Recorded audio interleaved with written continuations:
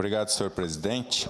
Eu quero falar, já que no momento oportuno votarei favorável, quero dar os parabéns pela propositura, vereador Daniel Santos, quer dizer que estamos juntos.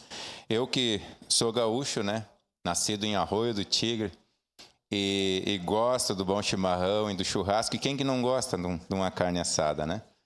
E sinto que depois da pandemia, aí, infelizmente, diminuiu bastante a questão da roda do mate, né, do chimarrão, né, difícil de compartilhar.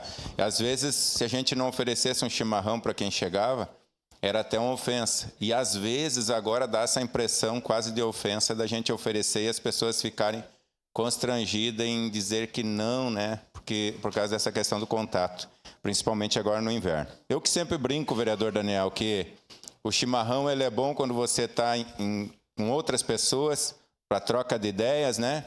E também quando você está sozinho, ele é ótimo para uma boa reflexão. Então, quem me acompanha nas redes sociais aí todos os dias, a primeira coisa que eu faço de manhã é meu mate, e já posto ali meu bom dia com a minha cuia e o meu chimarrão. Nós sabemos que nós temos aqui a lei estadual também do dia, né, do chimarrão e do churrasco. Eu que gosto muito dessa cultura gaúcha, né?